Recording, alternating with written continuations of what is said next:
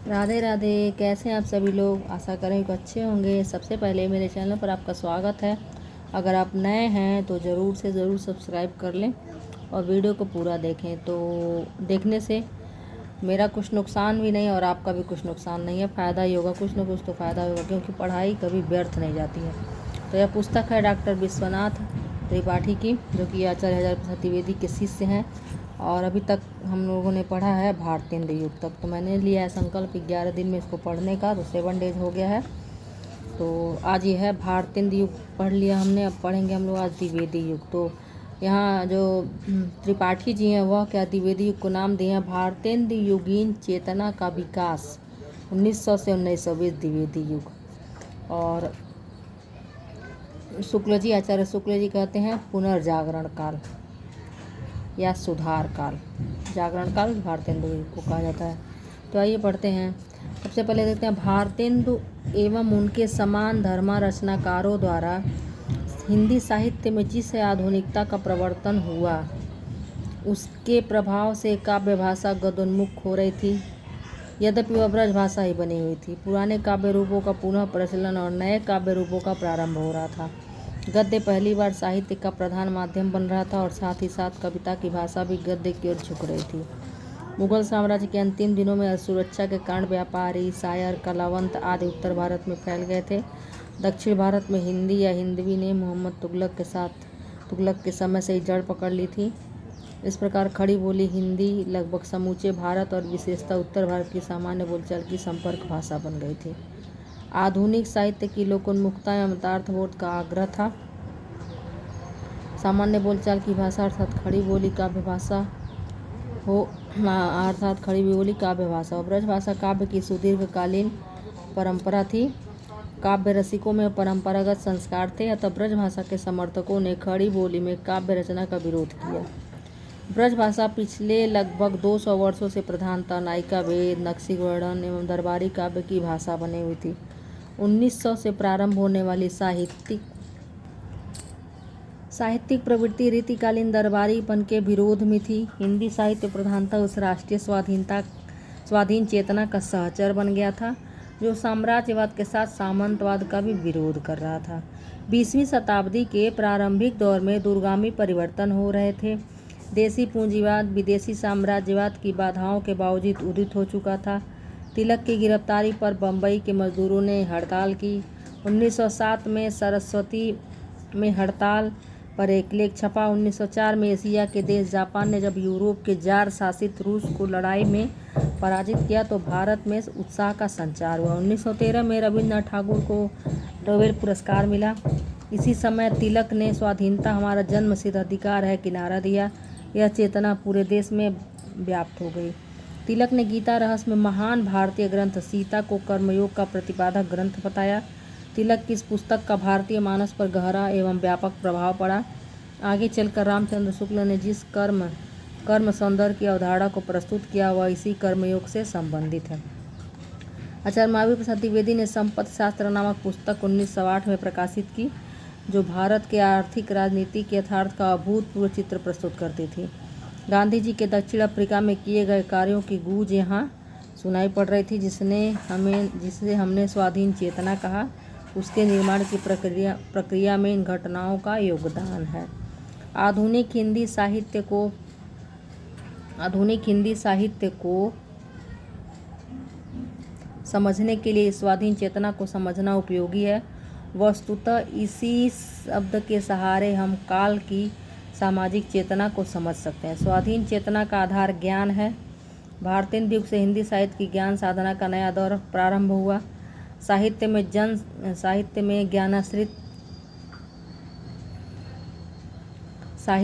ज्ञानाश्रित बोध एवं विवेक के बूते प्राचीन साहित्य का पुनः परीक्षण आरंभ हुआ।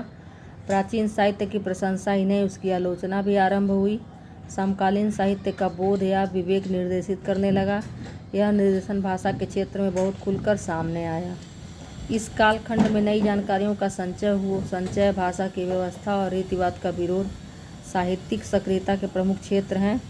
इस कालखंड को आचार्य हजारी प्रसाद द्विवेदी, महावीर प्रसाद द्विवेदी के नाम पर द्विवेदी युग कहा जाता है। महावीर प्रसाद द्विवेदी के नाम पर वे साहित्य को ज्ञान राशि का संचित कोष मानते थे। तो ध्यान रखिएगा, महावीर प्रसाद द्विवेदी के नाम पर द्विवेदी युग का नाम पड़ा है और द्विवेदी युग पड़ा है, और वे साहित्य को क्या कहते थे? ज्ञान राशि का संचित कोष मानते थे। वे भाषा और साहित्य के व्यवस्थापक थे। उन्होंने सरस्वती पत्रिका को इस व्यवस्थापन का माध्यम बनाया। भारतेंदु युग में गद्य लेखन जोर शोर से शुरू हो गया था, किंतु खड़ी बोली में हिंदी गद्य का स्वरूप स्पष्ट नहीं हुआ था। उसमें बोलियों के प्रयोग तथा अरबी, फारसी, अंग्रेजी, संस्कृत के भी प्रयोग धड़ल्ले से प्रविष्ट होते थे। इससे हिंदी गद्य की रूप हानि होती थी। आचार्य महावीर प्रसाद द्विवेदी ने विभक्तियों, विराम आदि चिन्हों के प्रयोग एवं समानार्थक अनेक रूप के व्यवहार से उत्पन्न अस्पष्टता को दूर करने का प्रयास किया।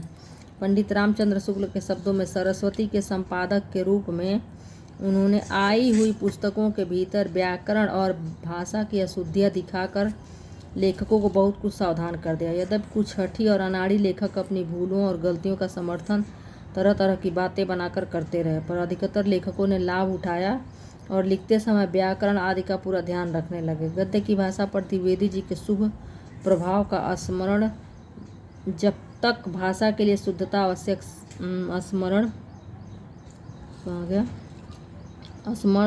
जब तक भाषा के लिए शुद्धता आवश्यक समझी जाएगी तब तक बना रहेगा। हिंदी के प्रचार कार्यों में वृद्धि होने के साथ साथ भाषा की एक रूपता की आवश्यकता अनुभव की जाने लगी थी। प्रचार कार्य और हिंदी पाठकों की वृद्धि, यह हुई द्विवेदी युग में।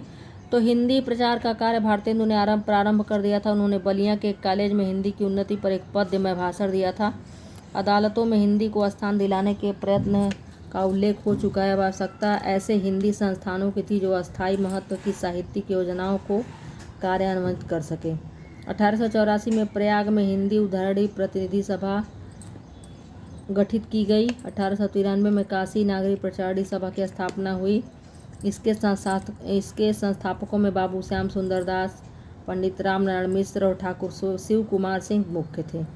सभा का उद्देश्य नागरी अक्षरों का प्रचार और हिंदी साहित्य को समृद्ध करना घोषित किया गया। सभा ने हिंदी साहित्य की सर्वांगीण उन्नति के लिए जो कार्य किए वे सर्वविदित हैं। प्राचीन हस्तलिखित पुस्तकों की खोज, उत्कृष्ट महत्वपूर्ण साहित्य का प्रकाशन, हिंदी शब्द सागर, हिंदी व्याकरण, हिंदी साहित्य का इतिहास जैसे ग्रंथों का प्रकाशन नागरी प्रचारणी सभा द्वारा हुआ। तो यह प्रश्न कई बार आया हुआ है कि हिंदी नागरी प्रचारणी सभा द्वारा कौन से पुस्तक का प्रकाशन हुआ। इसको ध्यान से अपने कॉपी में नोट कर लें जो भी सुन रहे हैं। छापाखानों के कारण पुस्तक प्रकाशन व्यवसाय भी बन गया। बंगला आदि देसी भाषा और अंग्रेजी से अनुदित उपन्यासों, समाचार पत्रों, साहित्यिक पत्रिकाओं आदि को पढ़ने वालों की संख्या बढ़ रही थी। ऐसी स्थिति में भाषा की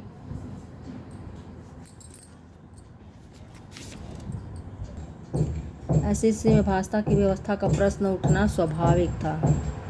अंग्रेजी, बंगला, प्रादेशिक बोलियों आदि का प्रभाव खड़ी बोली पर विविध रूपों के साथ एक साथ पड़ रहा था। इससे हिंदी के स्वरूप की हानि हो रही थी। आचार्य महावीर प्रसाद द्विवेदी ने भाषा में एक व्यवस्था स्थापित करने का प्रयास किया। इस प्रकार उनके हाथों ऐतिहासिक आवश्यकता की पूर्ति हुई। सरस्वती का संपादन द्विवेदी जी ने 1903 में संभाला। उन्होंने हिंदी पाठकों को अनेक विषयों की जानकारी देना प्रारंभ किया। सरस्वती में जो लेख छापते थे वे उनके विषय विविध होते थे। द्विवेदी जी द्वारा संपादित सरस्वती 20वीं शताब्दी के प्रारंभिक चरण का विश्वकोश है। वे विविध विषयों के विद्वानों से हिंदी में लेख लिखवा कर छापते थे। द्विवेदी जी शास्त्र और सर्जना दोनों पर ध्यान देते थे। द्विवेदी युग के साहित्य में वैचारिकता, इतिवृत्तात्मकता एवं गद्यात्मकता की प्रवृत्तियाँ प्रमुख हैं। संभवतः यही कारण है कि द्विवेदी युग की गद्य विधाओं में निबंध इतना महत्वपूर्ण है। गंभीर लेख निबंधों से बहुत भिन्न है। इनमें वह जीवंतता तो नहीं है, किंतु वैचारिक व्यवस्था एवं विश्लेषण की दृष्टि से अभूतपूर्व है। निबंध विधा की विशेषता बताते हुए रामचंद्र शुक्ल ने लिखा है, संसार की हर एक बात और सब बातों से संबद्ध है। अपने अपने मानसिक संगठन के अनुसार किसी का मन किसी संबंध सूत्र पर दौड़ता है, किसी का किसी और पर। ये संबंध सूत्र एक दूसरे से ऐसे ही नथे हुए पत्ते के भीतर की नसों के समान चारों ओर एक जाल के रूप में फैले हैं। निबंध लेखन अपने मन की प्रवृत्ति के अनुसार स्वच्छंद गति से इधर उधर फूटी हुई सूत्र शाखाओं पर विचरता चलता है। यह उसकी अर्थ संबंधी व्यक्तिगत विशेषता है। एक ही विषय पर लेखक अपनी अपनी रुचि या दृष्टि के अनुसार भिन्न बातें देखते हैं। इसका कारण मन का भिन्न संबंध सूत्रों पर दौड़ता है। इसी से निबंध में लेखक की व्यक्तिगत विशेषता का उद्घाटन सबसे अधिक होता है। आपका मन किस संबंध सूत्र पर दौड़ता है, इससे आपके मन का भी उद्घाटन हो जाता है। इस काल में ही अंग्रेजी के लेखक फ्रांसिस बेकन और मराठी निबंधकार चिपलूणकर के निबंधों का अनुवाद हिंदी में प्रकाशित हुआ। बेकन के निबंधों का अनुवाद द्विवेदी जी ने स्वयं किया था। इस काल के निबंधकारों में पंडित महावीर प्रसाद द्विवेदी, पंडित माधव प्रसाद मिश्र, बाल मुकुंद गुप्त, बाबूश्याम सुंदरदास, पंडित चंद्रधर शर्मा गुलेरी और अध्यापक पूर्ण सिंह प्रमुख हैं। पंडित रामचंद्र शुक्ल के प्रारंभिक निबंध इसी दौर के हैं। उनका अत्यंत महत्वपूर्ण निबंध कविता क्या है पहल इसी काल में 1909 में लिखा गया। यद्यपि इसका संशोधित एवं परिवर्धित रूप उन्होंने बाद में प्रकाशित कराया। इस युग में गंभीर और ललित दोनों प्रकार के निबंध लिखे गए, किंतु विचारपरक निबंधों का महत्व अधिक है। पंडित महावीर प्रसाद द्विवेदी के निबंधों का तेवर प्रायः सर्वत्र नियामक और व्यवस्थापक है। चाहे वे कवि और कविता पर लिखें, चाहे क्या हिंदी नाम की कोई भाषा ही नहीं जैसे निबंध। उनके निबंध अस्पष्ट होते थे। उनमें कलात्मकता की अपेक्षा अपनी बात को समझा बुझाकर कहने की प्रवृत्ति अधिक है। विरोधी पक्ष का समन करने के लिए वे विवादात्मक मुद्रा भी अपनाते हैं। वस्तुतः द्विवेदी जी की चिंता विविध विषयों का ज्ञान समेटकर हिंदी पाठकों तक पहुंचा देना है। निबंध लिखते समय भाषागत व्यवस्था का ध्यान भी उनके मस्तिष्क में कम नहीं रहता होगा। उनके समीक्षात्मक निबंधों में उनका समालोचक रूप प्रकट हुआ है।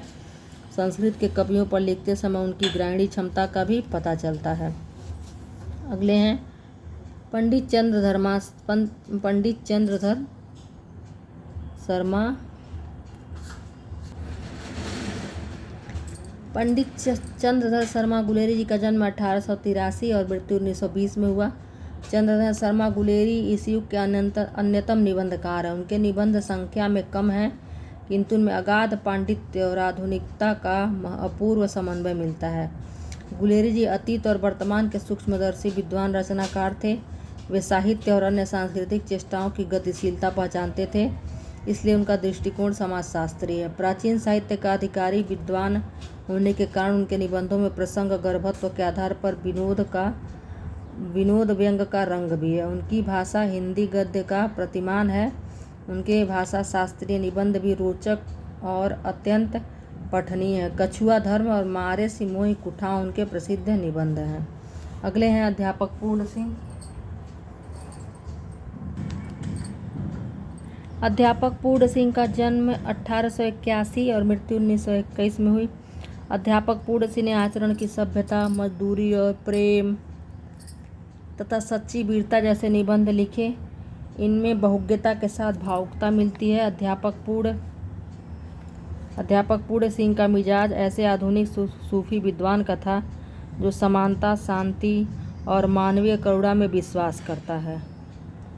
मजदूरी और प्रेम में श्रम का जो सौंदर्य प्रकट किया गया है वह सौंदर्य बोध की आधुनिकता का उदाहरण है। बाबूश्याम सुंदरदास 1875 से 1945। बाबूश्याम सुंदरदास के निबंध प्रायः विश्वविद्यालय के पाठ्यक्रम को ध्यान में रखकर लिखे गए हैं, जो उस समय की बहुत बड़ी आवश्यकता की पूर्ति करते थे। अगले हैं बाल मुकुंद गुप्त 1865 से 1907। बाल मुकुंद गुप्त के निबंध द्विवेदी युगीन निबंधों में अपने व्यंग, विनोदपूर्ण शैली और चुहल के कारण विशिष्ट हैं। द्विवेदी युगीन लेखकों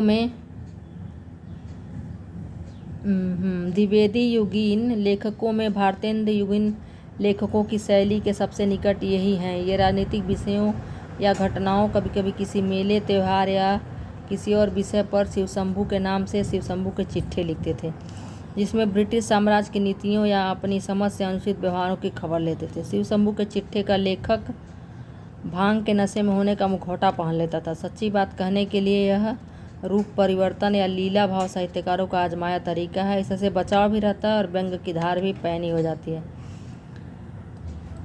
निबंध द्विवेदी युग की सर्वाधिक महत्वपूर्ण गद्य विधा है। इस युग की जिज्ञासा और वैचारिकता पंडित महावीर प्रसाद द्विवेदी और पंडित चंद्रधर शर्मा गुलेरी के निबंधों में रूपायित हो गई है। निबंध युग के निबंधों का पूर्ण उन्नत रूप हम पंडित रामचंद्र शुक्ल के निबंधों में पाते हैं। उनके प्रारंभिक निबंध द्विवेदी युग में ही लिखे गए हैं। अगला है उपन्यास। परीक्षा गुरु नामक हिंदी का पहला उपन्यास लाला श्रीनिवास दास ने भारतेंदु युग में ही लिख दिया था। देवकीनंदन खत्री का उपन्यास चंद्रकांता भी 1891 में प्रकाशित हो चुका था। किंतु हिंदी उपन्यासों की अविच्छिन्न परंपरा द्विवेदी युग से ही प्रारंभ हुई। यद्यपि इस काल के उपन्यास में भी मध्यकालीन कथाओं का प्रभाव ज़्यादा है। वस्तुतः कथा साहित्य की दृष्टि से द्विवेदी युग प्रेमचंद का पूर्व युग है। इस काल में बांग्ला उपन्यासों का अनुवाद भी भारी संख्या में हुआ। कुछ उर्दू और मराठी के साथ साथ अंग्रेजी उपन्यासों का भी अनुवाद हुआ। इसमें शरत चंद्र के उपन्यास हिंदी पाठकों में लोकप्रिय हो चले थे। पंडित किशोरीलाल गोस्वामी 1865 में जन्म हुआ, 1932 में मृत्यु हुआ। किशोरीलाल गोस्वामी 19वीं सदी के अंतिम दशक से उपन्यास लिखते आ रहे थे। उनके उपन्यासों की संख्या 65 है। तारा, चपला, 90 समाज चित्र, तरुण तपस्विनी, कुटीरवासिनी, रजिया बेगम या रंगमहल में हलाहल, लीलावती का आदर्श सती, राजकुमारी, लौंगलता व आदर्श बाला, हीराबाई, लखनऊ की कब्र या शाही महलसरा आदि उनके उल्लेखनीय उपन्यास हैं। गोस्वामी जी के उपन्यास यौन भावना प्रधान है। उनमें वासना का रंग चटकीला है, थोड़ा बहुत सामाजिक पाखंड का उद्घाटन भी है। उनकी भाषा सहज है। उनके ऐतिहासिक उपन्यास में काल दोष पाया जाता है। अगले हैं बाबू गोपाल राम गहमरी। बाबू गोपाल राम गहमरी इस युग के उल्लेखनीय उपन्यासकार हैं। उन्होंने अनेक जासूसी उपन्यास लिखे जिसमें भोजपुर का ठग, बड़ा भाई आदि प्रमुख हैं। प्रसिद्ध कवि पंडित अयोध्या सिंह उपाध्याय, हरिऔध और श्री लज्जा राम मेहता ने भी अनेक उपन्यास लिखे। जैसा कि पहले कहा जा चुका है कि इस युग के उपन्यासों का प्रारंभिक दौर समझना चाहिए। इस युग को उपन्यासों का प्रारंभिक दौर समझना चाहिए जिसमें चरित्र और परिस्थिति में अंतर संघर्ष नगण्य है तथा लेखक का ध्यान घटना व चित्र और मनोरंजन या नीति उपदेश पर है। तो अगला भाग है कहानी। कहानी में देखते हैं क्या क्या लिखा गया। उपन्यास और कहानी। तो अब पढ़ते हैं कहानी के विषय में। उपन्यास और कहानी दोनों आधुनिक विधाएं हैं। प्राचीन कथा से इनका मुख्य अंतर घटनाओं और पात्रों के संबंध में। पहले पात्र का चरित्र प्रारंभ से निश्चित होता था। वह घटना प्रवाह को अपने चरित्र से प्रभावित करता हुआ मोड़ता था। अब चरित्र पहले से निश्चित नहीं होता, वह घटनाओं को सहजात या उनके साथ साथ जन्म लेता रहता है। पूर्व निश्चित का अभाव आधुनिक कथा साहित्य का लक्षण है। डॉक्टर नामवर सिंह के शब्दों में कहानी छोटे मुंह में बड़ी बात करती है, यानी वह लघु जीवन खंड के माध्यम से एक संपूर्ण जीवन बोध या सत्य को प्रकाशित करती है। यह युग कहानियों का भी प्रारंभिक दौर है। इन कहानियों पर भी घटना व चित्र का प्रभाव है। यह अवश्य है कि हिंदी कहानी की अपेक्षा भावव्यंजकता की ओर प्रारंभ से ही झुकी हुई है। हिंदी कहानियों के दर्शन पहले पहल सरस्वती में हुए। पंडित किशोरीलाल गोस्वामी की कहानी इंदुमती सरस्वती 1900 में प्रकाशित हुई। शुक्ल जी ने 1900 से 1907 तक प्रकाशित होने वाली 6 कहानियों इंदुमती, गुलबहार, प्लेग की चुड़ैल, 11 वर्ष का समय, पंडित और पंडितानी तथा दुलाई वाली को हिंदी की प्रारंभिक कहानियां माना है। इंदुमती और गुलबहार के लेखक किशोरीलाल गोस्वामी हैं। शेष के रचनाकार क्रमशः मास्टर भगवान दास, रामचंद्र शुक्ल और गिरिजा दत्त वाजपेयी और बंग महिला श्रीमती राजेंद्र बाला घोष हैं। 11 वर्ष का समय अतीत स्मृति की मार्मिक व्यंजना करती है। बाकी कहानियों में चमत्कारिता का प्रभाव है। यह काल लेखकों की एक बारगी कहानी लेखन की ओर झुक पड़ने का काल है। तो आप लोग एक प्रश्न बताइएगा इसी में से पढ़ करके 11 वर्ष का समय किसकी कहानी है। अगर थोड़ा सा भी आप लोग पढ़ते होंगे, गंभीरता से ध्यान देंगे तो ज़रूर आपको समझ में आ जाएगा। इसी पेज में है उत्तर जो पढ़ रहे हैं। यह काल लेखकों के एक बारगी कहानी लेखन की ओर झुक पड़ने का काल है। जयशंकर प्रसाद, विश्वम्भरनाथ शर्मा, कौशिक, राजा राधिका, रमण प्रसाद सिंह आदि ने इस समय कहानियाँ लिखना प्रारंभ किया। प्रसाद ने 1911 में ग्राम नामक कहानी अपने मासिक पत्र इंदु में प्रकाशित की। कौशिक की सामाजिक पारिवारिक कहानी रक्षाबंधन 1913 में छपी। राजा राधिका रमण प्रसाद सिंह की कहानी कानों में कंगना 1913 में इंदु में निकली। हास्य रस के कहानी लेखक जीपी श्रीवास्तव की पहली कहानी 1919 में छपी। हिंदी कहानी सामाजिकता, परिपक्वता, पारिवारिकता की व्यापक भावभूमि पर प्रतिष्ठित हो रही थी। वह भाव प्रकाशन के लिए घटना व चित्र का सहारा न लेकर सामान्य जीवन के चित्रण के माध्यम से भी इसके लिए अंतर्गठित हो रही थी। हिंदी कहानी के इस दौर की उपलब्धि हिंदी के प्रकांड पंडित चंद्रधर शर्मा गुलेरी की कहानी उसने कहा था है। यह कहानी 1915 की सरस्वती में प्रकाशित हुई। यह भाव और कला दोनों ही दृष्टियों से उत्तम कहानी है। अपने सामान्य जीवन में सामान्य व्यक्ति भी अपने भीतर प्रेम का अक्षय स्रोत किस प्रकार दबाए रहता है, यह एक मामूली सी घटना व्यक्ति के अंतर मन में फैलकर उसके जीवन को किस निर्णायक बिंदु पर ले जा सकती है। प्रेम की सात्विकता मनुष्य को कितनी उच्च भूमि पर ले जा सकती है, यह इस कहानी में व्यक्त है। इसमें घटना सहज ऋजुमार्ग पर नहीं चलती, वह वक्र मार्ग पर चलती है, यानी घटना काल क्रम पर नहीं, मनोभूमि के अनुसार व्यवस्थित है। शुक्ल जी ने इस कहानी में यथार्थवाद दिखाया। यह आकस्मिक नहीं है कि प्रेमचंद की कहानियाँ इसी समय प्रकाशित होने लगी। अब क्या है, नाटक कौन कौन से लिखे गए। भारतेंदु के उपरांत कुछ समय के लिए हिंदी में मौलिक नाटकों का अभाव रहा। मौलिक नाटकों की दृष्टि से भारतेंदु के उपरांत कुछ समय के लिए हिंदी में मौलिक नाटकों का अभाव रहा। मौलिक नाटकों की दृष्टि में आधुनिक हिंदी साहित्य का सबसे दरिद्र कालखंड है द्विवेदी युग। किंतु इस बीच विभिन्न भाषाओं से नाटकों का अनुवाद अवश्य बड़े पैमाने पर हुआ। बंगला, अंग्रेजी, संस्कृत नाटकों के हिंदी अनुवाद प्रकाशित हुए। शेक्सपियर के नाटक रोमियो एंड जूलियट, मैकबेथ और हैमलेट का अनुवाद हुआ। संस्कृत के नाटक मृच्छकटिकम, उत्तर रामचरित, मालती माधव, मालविका मित्र का हिंदी अनुवाद लाला सीताराम बीए ने किया। इसी दौर में सत्यनारायण कविरत्न ने उत्तर रामचरित और मालती माधव का अनुवाद किया, जिनकी चर्चा हम कर चुके हैं। मौलिक नाटककारों में किशोरीलाल गोस्वामी, हरिऔध, शिवनंदन सहाय, राय देवी प्रसाद पूर्ण का नाम लिया जा सकता है, पर ये लोग साहित्य में अपने नाटकों के लिए नहीं बल्कि अन्य विधा की रचनाओं के लिए विख्यात हैं। इसी से इस काल में मौलिक नाटकों की स्थिति का पता चल सकता है। पंडित किशोरीलाल गोस्वामी के नाटकों में उल्लेखनीय नाम चौपट चपेट और मयंक मंजरी है। पहला प्रहसन है और दूसरा अति सामान्य कोटि का नाटक है। चौपट चपेट क्या है? प्रहसन है। हरिऔध ने रुक्मणी परिणय और प्रद्युम्न विजय व्यायोग लिखा। शिवनंदन सहाय के नाटक सुदामा है। पूर्ण जी ने चंद्रकला भानुकुमार नाटक लिखा। इसमें समालोचना कैसी लिखी गई वो देखते हैं।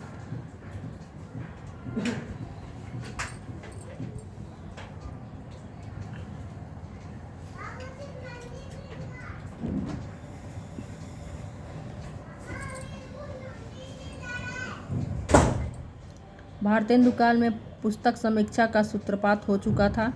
भारतेंदु ने नाटक पर जो निबंध लिखा है उसे समालोचना के अंतर्गत मानना चाहिए। किसी एक ही रचनाकार का गुण दोष दिखाने के लिए हिंदी आलोचना की पहली पुस्तक पंडित महावीर प्रसाद द्विवेदी की हिंदी कालिदास की आलोचना है। यह कालिदास के ग्रंथों का जो अनुवाद लाला सीताराम बीए ने किया था उसी की समीक्षा है।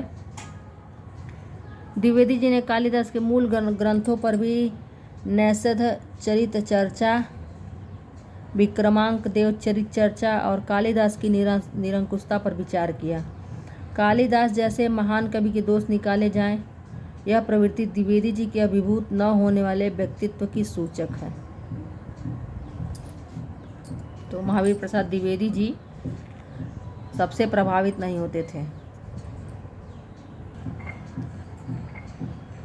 इस युग की हिंदी आलोचना का ऐतिहासिक महत्व आधुनिक और रीतिवादी प्रवृत्तियों के द्वंद्व में है। इस युग के सभी आलोचकों को पूरी तरह से रीतिवादी या आधुनिक श्रेणी में रख देना भी उचित नहीं। मिश्र बंधु श्याम बिहारी मिश्र 1873 से 1947 तथा सुखदेव बिहारी मिश्र रीतिकालीन साहित्य के जानकार थे। उन्होंने हिंदी नवरत्न में देव को ऊंचा स्थान दिया और उन्हें सूर तुलसी के समकक्ष रखा। यह उनकी रीतिवादिता का पता देता है, लेकिन उन्हीं मिश्र बंधुओं ने श्रीधर पाठक की खड़ी बोली कविताओं का स्वागत भी किया। इसका अर्थ यह हुआ कि मिश्र बंधु सर्वत्र न तो रीतिवादी थे और न ही आधुनिकतावादी। इस प्रकार द्वंद्व अलग अलग व्यक्तियों में ही नहीं, कभी कभी एक ही व्यक्ति के अंदर भी चल रहा था। रीति विरोधी आलोचना नए ज्ञान विज्ञान के आलोक में विकसित नए जीवन मूल्यों के मानदंड पर साहित्य को तोलती थी, जबकि रीतिवादी आलोचना नायिका भेद, अलंकार आदि की दृष्टि से साहित्य का परीक्षा करती थी।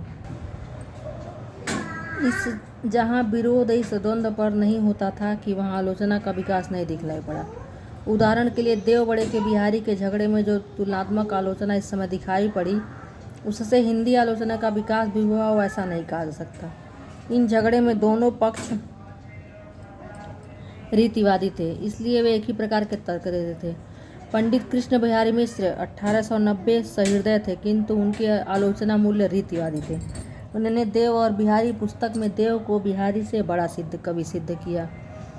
इसके उत्तर में लाला भगवान दीन ने बिहारी और देव को लिखकर बिहारी को देव से बड़ा सिद्ध किया। देव और बिहारी के विवाद में भाग लेने वाले आलोचकों में पंडित पद्म सिंह शर्मा 1876 1932 में उनका मृत्यु अभी थे। शर्मा जी संस्कृत, प्राकृत, हिंदी, फारसी और उर्दू साहित्य के मर्मज्ञ थे, इसलिए तुलनात्मक आलोचना की योग्यता भी उनमें सबसे अधिक थी। रीतिवादी आलोचक खड़ी बोली में रचित आधुनिक रचनाओं को व्यर्थ और नीरस कहते थे। लाला भगवान दीन को भारत भारती और जयद्रथ वध दोषपूर्ण ही लगे। पद्म सिंह शर्मा भी खड़ी बोली काव्यों को नीरस और कटु कहते थे। रीतिवादी आलोचना से यह लाभ अवश्य हुआ कि अनेक प्राचीन कवियों की टीकाएं तैयार हो गईं। पंडित महावीर प्रसाद द्विवेदी 1864 में इनका जन्म हुआ, 1938 में मृत्यु ने अपनी आलोचना से हिंदी रचनाकारों को वस्तु और रूप के प्रयोग की प्रेरणा दी। उन्होंने साहित्य, विशेषतः कविता के महत्व को पुनर्स्थापित करने का प्रयास किया। उन्होंने कविता को केवल विशाल की सामग्री न मानकर लिखा। कविता यथार्थ में कविता है तो संभव नहीं कि उसे सुनकर कुछ असर न हो। कविता से दुनिया में आज तक बड़े बड़े काव्य हुए हैं। उन्होंने पूरे साहित्य से होने वाले हानियों की भी बातें कही हैं। काव्य के रूप पक्ष के विषय में वे काफ़ी आधुनिक थे। उन्होंने लिखा, गद्य और पद्य दोनों में कविता हो सकती है। उन्होंने तुक और अनुप्रास को कविता के लिए अनिवार्य नहीं माना। पंडित महावीर प्रसाद द्विवेदी ने रीतिवादी साहित्य का विरोध करने के लिए ही नायिका भेद, अलंकार, ब्रजभाषा में काव्य रचना आदि का विरोध किया। उन्होंने साहित्य के लिए सामाजिक हित, प्रकृति सौंदर्य, मानव मनोविज्ञान, यथार्थ आदि को उचित विषय बताया। पंडित रामचंद्र शुक्ल 1884-1941 ने लेखन इसी काल में आरंभ किया था। उनका साहित्य नामक निबंध 1904 में सरस्वती में छपा था, किंतु उनके निबंध संकलन और आलोचनात्मक ग्रंथ बाद में प्रकाशित हुए। अब इसमें देखते हैं द्विवेदी युग की कविताओं के विषय में। तो इस युग में खड़ी बोली हिंदी काव्य भाषा के रूप में प्रतिष्ठित हुई। इसमें प्रबंध काव्य भी लिखे गए। अनेक कवियों ने ब्रजभाषा छोड़कर खड़ी बोली को अपनाया और एक और खड़ी बोली को ब्रजभाषा के समक्ष काव्य के रूप में प्रतिष्ठित किया गया, तो दूसरी ओर विकसित चेतना के कारण नई भूमि पर संचरण करने लगी। रीति का विरोध निषेधात्मक था, सार्थक विरोध किसी रचनात्मक दिशा की ओर उन्मुख होता है। वास्तव में जो बोध रीतिवाद का विरोध कर रहा था, वही एक नया भाव भी निर्मित कर रहा था। नए भावबोध का पहला लक्षण स्वच्छंदता की प्रवृत्ति थी, जो श्रीधर पाठक के काव्य में प्रकट हुई। रीतिबद्धता एवं प्रणाली निर्दिष्टता के विरोध और उसके प्रति विद्रोह का एक स्वाभाविक परिणाम था। जब जड़ शास्त्रीयता भावधारा को जड़, उबाऊ एवं गतिकालिक बना देती है, तब काव्यधारा का विकास स्वच्छंद मार्ग पर चलकर होता है। यह मार्ग लोक जीवन और प्रकृति के बीच से होकर जाता है। लोक जीवन काव्य को ताजगी देता है, इसमें थोड़ी बहुत रहस्य भावना भी आ जाती है। इस प्रवृत्ति को स्वच्छंदतावाद या रोमांटिसिज्म कहते हैं। कहने की आवश्यकता नहीं है कि काव्य की यह प्रवृत्ति भाषा और छंदों में भी दिखलाई पड़ती है। साहित्य और साहित्यिक भाषा लोक भाषा की ओर मुड़ती है। साथ ही छंदों पर भी लोक प्रचलित लय और धुनों का प्रभाव पड़ता है। तो सबसे पहले कवि हैं श्रीधर पाठक। इनका जन्म हुआ 1876 में, मृत्यु 1938। श्रीधर पाठक खड़ी बोली के प्रथम कवि हैं द्विवेदी युग के, जिनमें इस काव्यगत स्वच्छंदता के दर्शन हुए। पाठक जी पहले ब्रजभाषा में कविता करते थे। उनका प्रकृति प्रेम ब्रजभाषा काव्य में भी प्रकट हो चुका था। खड़ी बोली उनके भावबोध के अधिक अनुकूल थी। 1900 में उन्होंने गुणवंत हेमंत नाम की कविता लिखी। इसमें प्रकृति को किताबी तरह से नहीं, अपनी आँखों से देखा गया था। इसमें ज्वार, बाजरा, खरीफ, रबी, सौंफ, सोआ, पालक आदि का वर्णन है। रीतिवादी काव्य में इन सामान्य चीज़ों को काव्य की भूमि से अलग रखा जाता था।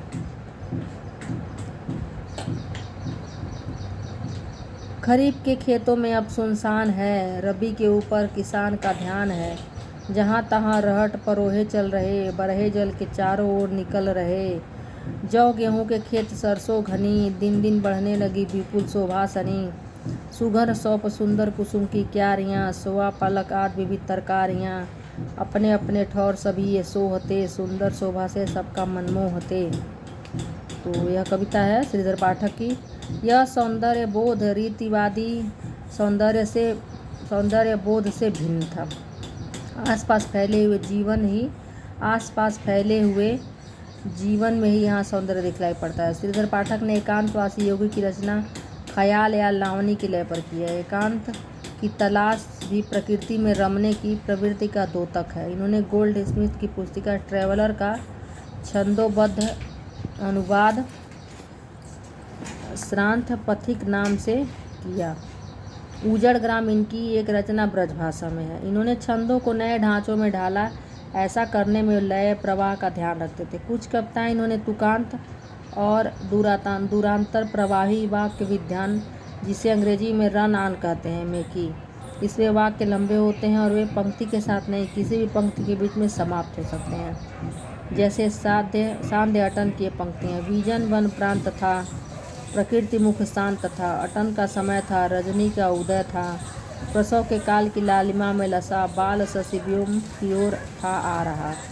इस समय के कवियों ने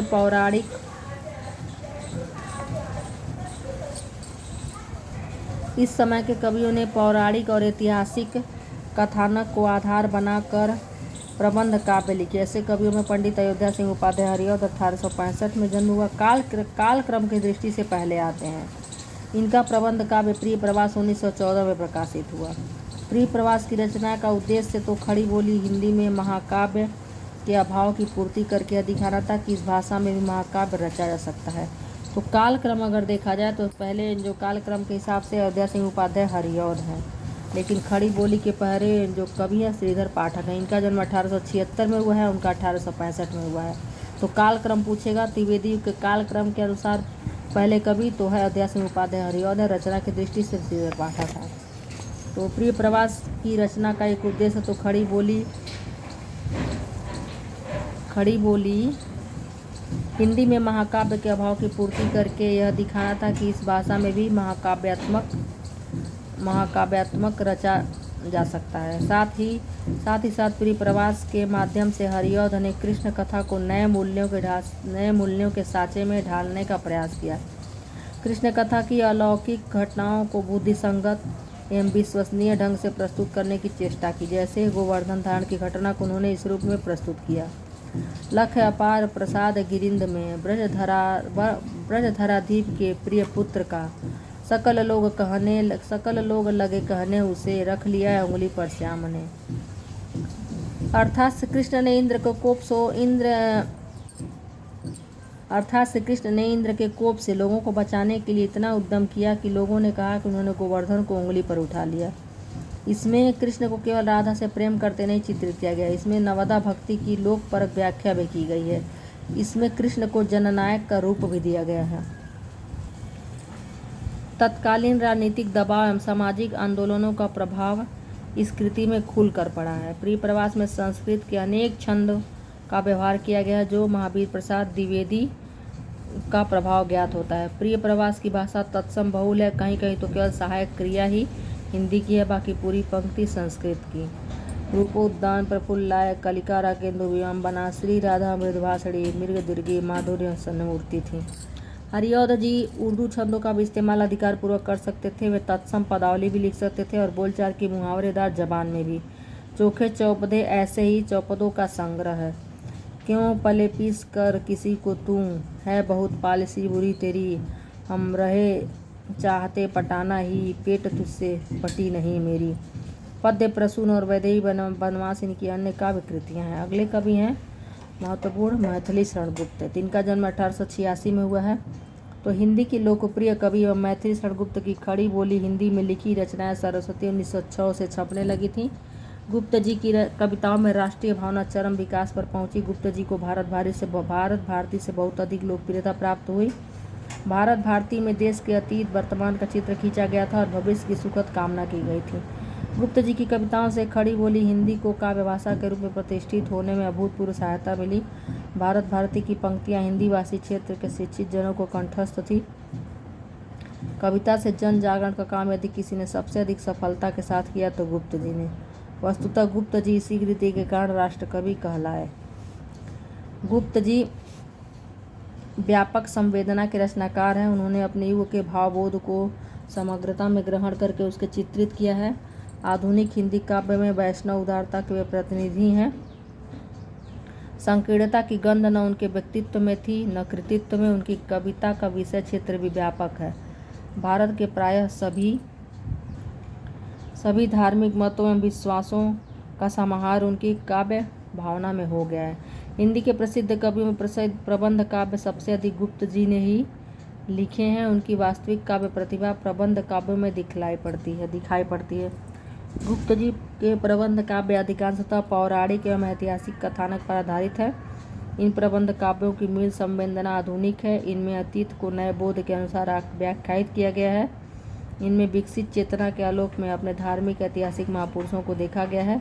गुप्त जी ने धार्मिक विश्वासों को आहत किए बिना कथा के भाव पक्ष को नए बोध से युक्त कर दिया। गुप्त जी के प्रसिद्ध प्रबंध काव्य इस प्रकार है। साकेत यह विशद प्रबंध काव्य है। इसमें लक्ष्मण की पत्नी उर्मिला को नायिका बनाकर राम कथा कही गई है। यशोधरा, इसकी नायिका गौतम बुद्ध की पत्नी यशोधरा है। तो साकेत से बहुत बार प्रश्न आते हैं कि कई बार तो ये पूछा था कि रामायण की रामचरितमानस के किस उपेक्षित पात्र को लेकर कौन सा ग्रंथ रचा गया। चाहे साकेत मैथिली शरण गुप्त ने किस ग्रंथ की रचना एक उपेक्षित नायिका को लेकर की। फिर उर्मिला किस ग्रंथ की नायिका है। ऐसे कई बार प्रश्न पूछा गया। विकट भट्ट या जोधपुर के एक राजपूत सरदार की 3 पीढ़ियों तक चलने वाली कथा है जिसमें वजन निभाने का वर्णन है। यह राजपूतनी आन की कथा है। रंग में भंग गुरुकुल या सिख गुरुओं की कथा है। किसान या सामान्य किसान के जीवन संघर्ष की कथा है। सिद्धराज पलासी के युद्ध के अतिरिक्त जयद्रथ वध और पंचवटी उनके विख्यात प्रबंध काव्य हैं। स्वातंत्रोत्तर भारत में भी गुप्त जी ने जय भारत नाम से महाभारत की कथा लिखी। गुप्त जी की संवेदना की व्यापकता का प्रमाण मार्क्स की पुत्री जैनी पर रचित कविता जैनी नाम की उनकी कृति है। गुप्त जी की कृतियों में आधुनिक युग की लोकोन्मुखता के मानवीय करुणा के साथ घुल मिल गई है। उन पर गांधीवाद का प्रभाव स्पष्ट है। वे अतीत के प्रेमी हैं किंतु वर्तमान की विषमता को देखने से कतराते नहीं। सबसे बड़ी बात यह है कि वे नए विचारों को स्वागत करने में पीछे नहीं रहते। इसलिए उनका अतीत प्रेम भविष्योन्मुख है। वे लोक की महिमा प्रतिष्ठित करने वाले रचनाकार हैं। साकेत के राम घोषणा करते हैं, संदेश नहीं मैं यहाँ स्वर्ग का लाया, इस धरती को ही स्वर्ग बनाने आया। गुप्त जी मानववादी रचनाकार है। राम के प्रति उनका निवेदन इस दृष्टि से महत्वपूर्ण है। राम तुम मानव हो, ईश्वर नहीं हो क्या? तब मैं निरीश्वर हूँ, ईश्वर क्षमा करें। प्राचीन कथा में नया भावबोध भरने का उद्योग हरिऔध ने प्रिय प्रवास में किया था। गुप्त जी ने भी वही काम साकेत में किया। किंतु गुप्त जी की संवेदना व्यापक तो थी ही, उनमें रचनात्मक क्षमता भी अधिक थी। इसलिए उनकी रचनाओं में प्राचीन आख्यानों में आधुनिक बोध कलात्मकता के साथ रच बस गया है और उतरा कर अलग नहीं दिखाई पड़ता। उतरा गलत शब्द है। गुप्त जी की कृतियों में पारिवारिकता केंद्रीय संवेदना के रूप में उभरती है। संयुक्त परिवार भारतीय समाज की महत्वपूर्ण विशेषता है। स्वाधीनता की चेतना काव्य में अरूप नहीं रहती। उनका दबाव मानवीय संबंधों पर भी पड़ता है। गुप्त जी के यहाँ पारिवारिक संबंधों का चित्रण नई चेतना के आलोक में किया गया है। उर्मिला, कैकेयी, यशोधरा, लक्ष्मण, तथागत सब में कुछ न कुछ नवीनता है। गुप्त जी पारिवारिकता में जो मार्मिकता पैदा करते हैं उसे देखकर कहीं न कहीं तो भवभूत की याद आ जाती है। इसी से संबंध गुप्त जी की नारी भावना है। नारी परिवार के रूप में परिवार के केंद्र में होती है। नई चेतना ने भारतीय नारी जीवन की पीड़ा को पहचाना। नारी भावना को पहचानने और उसका चित्रण करने में गुप्त जी हिंदी काव्य के इतिहास में बेजोड़ हैं। नारी पात्रों पर स्थितियों का जो प्रभाव पड़ता है उसका चित्रण गुप्त जी अचूक स्वाभाविकता एवं मनोवैज्ञानिकता के साथ करते हैं। उनके नारी पात्र स्वाभिमानी, देशभक्त, कर्तव्यपरायण होकर अपनी निज वेदना खो नहीं देते। साकेत की उर्मिला, यशोधरा की गोपा इस दृष्टि से बहुत जटिल किंतु स्वाभाविक और आधुनिक पात्र हैं। भारतीय नारी के जीवन के विषय में ऐसी मार्मिक युक्ति पूरे भारतीय साहित्य में शायद ही कहीं मिले। अबला जीवन है तुम्हारी यही कहानी, आंचल में है दूध और आँखों में पानी। गुप्त जी ने मुक्तक भी कम नहीं लिखे हैं। उनके मुक्तक व्यवस्थित होते हैं। भाषा का प्रवाह चाहे उनमें न मिले किंतु स्थिति योजना की दृष्टि से वे बहुत चुस्त होते हैं। गुप्त जी ने कुछ बंगला काव्य कृतियों का अनुवाद भी किया है। माइकेल मधुसूदन दत्त के मेघनाद वध का जैसा उत्तम अनुवाद उन्होंने किया है। गुप्त जी ने कुछ बंगला काव्य कृतियों का अनुवाद किया। माइकेल मधुसूदन दत्त के मेघनाद वध का जैसा उत्तम अनुवाद उन्होंने किया है वह काव्यानुवाद अभी तक प्रतिमान है। पंडित रामचंद्र शुक्ल ने लिखा है, गुप्त जी की प्रतिभा की सबसे बड़ी विशेषता है कालानुसरण की क्षमता, अर्थात उत्तरोत्तर बदलती हुई भावनाओं की ओर काव्य प्रणालियों को ग्रहण करते चलने की शक्ति। इस दृष्टि से निसंदेह हिंदी भाषी जनता के प्रतिनिधि कवि कहे जा सकते हैं। भारतेंदु के समय से स्वदेश प्रेम की भावना जिस रूप में चली आ रही थी उसका विकास भारत भारती में मिलता है। इधर के राजनीतिक आंदोलनों ने जो रूप धारण किया उसका पूरा आभास पिछली रचनाओं में मिलता है। इनमें हम सत्याग्रह, अहिंसा, मनुष्यत्ववाद, विश्व प्रेम, किसानों और श्रमजीवियों के प्रति प्रेम और सम्मान सबकी झलक पाते हैं। यह पहले कहा जा चुका है कि गुप्त जी की रचनाओं में खड़ी बोली काव्य भाषा के रूप में प्रतिष्ठित और सम्मानित हुई। इनके पथ प्रदर्शक पंडित महावीर प्रसाद द्विवेदी थे। खड़ी बोली को काव्य भाषा के रूप में मांझने का प्रयास इनकी रचनाओं में साफ झलकता है। गुप्त जी ने गीत और गेय पद भी लिखे हैं। हरिगीतिका इनका प्रिय छंद है। यहाँ से भी बहुत बार प्रश्न आया कि गुप्त जी का प्रिय छंद क्या है, तो हरिगीतिका है। आप लोग को जो भी महत्वपूर्ण लगे, जो भी वीडियो देख रहे हैं, वो जो महत्वपूर्ण लगे अपने हिसाब से लिख सकते हैं और पुराने प्रश्न पत्रों को भी हल करते रहिए। प्रबंध काव्यों में यथास्थान वाक्चातुरी, संवादात्मकता और वक्तृत्वता पाई जाती है। कहीं कहीं तुकों का मोह अखरता है जिससे निरंतर नए नए विषयों की ओर मुड़ते गए हैं। वैसे शिल्प की ओर भी गुप्त जी ने अतुकांत रचनाओं में भी सफलता पाई। मेघनाद वध का अनुवाद उन्होंने इन्हीं अतुकांत कविता में किया। बाद में यह छंद प्रवृत्ति प्रसाद और निराला की रचनाओं में मिलती है। छायावाद के दौर में गुप्त जी ने उस ढंग की कविताएं भी लिखीं। गुप्त जी यद्यपि स्वातंत्र्योत्तर भारत में नई कविता के आंदोलन के समय तक रचनारत रहे, किंतु प्रमुख काव्य प्रवृत्ति की दृष्टि से इन्हें छायावाद पूर्व 1900 से 1920 काल तक का ही रचनाकार मानना उचित होगा।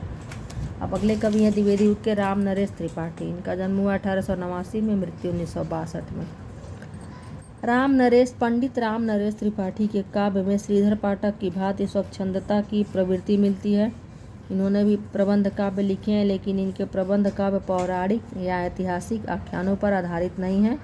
इन्होंने देश के राजनीतिक वातावरण के अनुसार कथा की कल्पना की है। इस दृष्टि से ये विशिष्ट प्रबंधकार हैं। कथा कल्पना की यह प्रवृत्ति स्वच्छंदता की द्योतक है।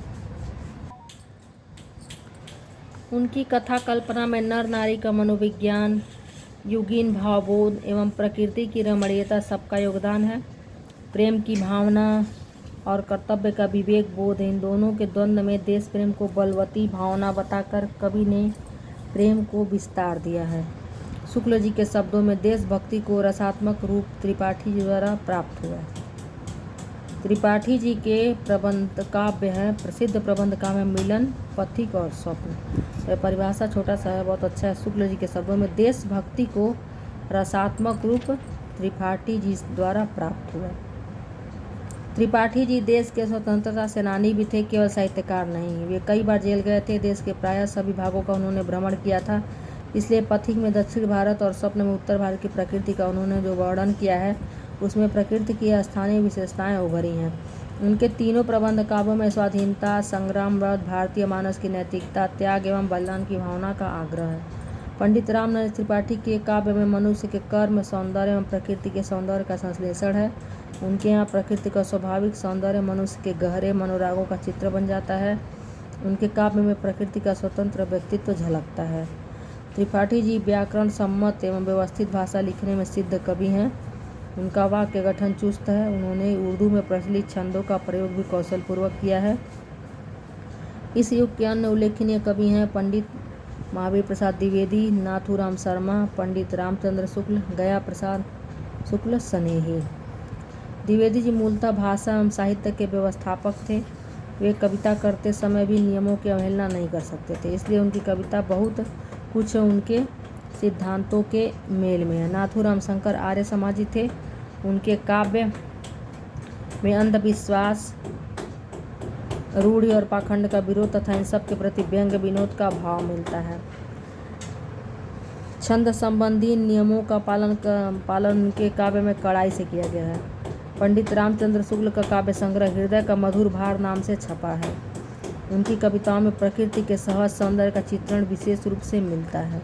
उन्होंने लाइट ऑफ एशिया नामक अंग्रेजी काव्य बुद्धचरित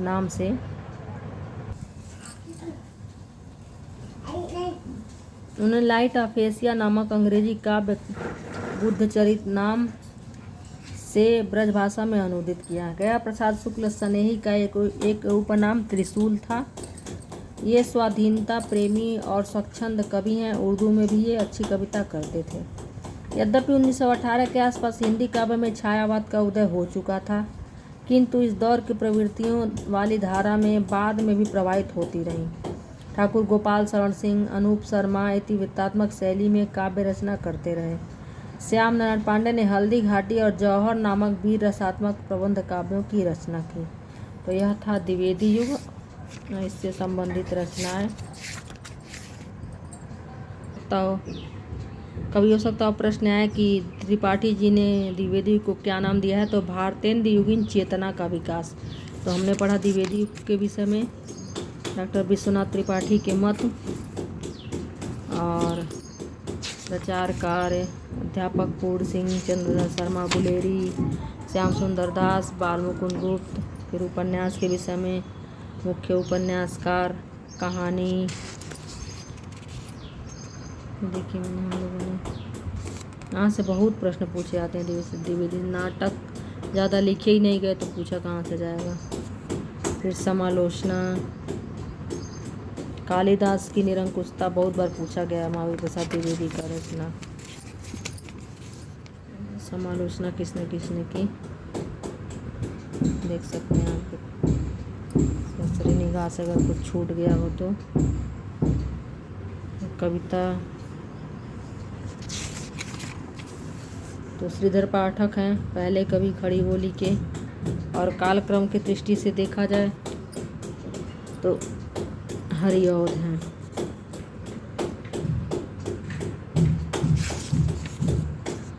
क्षणगुप्त प्रमुख कवि द्विवेदी युग के महते क्षणगुप्त ही हैं। अबला जीवन है तुम्हारी यही कहानी, आंचल में है दूध और आँखों में पानी।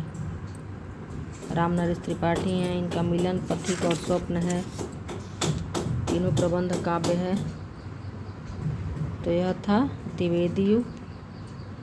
तो आपको यह पढ़कर कैसा लगा ज़रूर सुने और अपने राइटिंग में कॉपी में नोट्स बनाएं। छोटे छोटे प्रश्न जैसे कि लेखक, उनका जन्मकाल, और उनकी प्रमुख रचनाएं। हर युग के लेखक का मुख्य जो कवि हैं उनका जन्म काल और प्रमुख रचनाएं ज़रूर लिखें। तो मिलते हैं अगले वीडियो में, पढ़ेंगे हम लोग गांधी युग का साहित्य, यथार्थ और स्वप्न के अभिव्यक्ति 1920 से लगभग छायावाद। तो धन्यवाद वीडियो देखने के लिए, धन्यवाद। मस्त रहिए, खुश रहिए।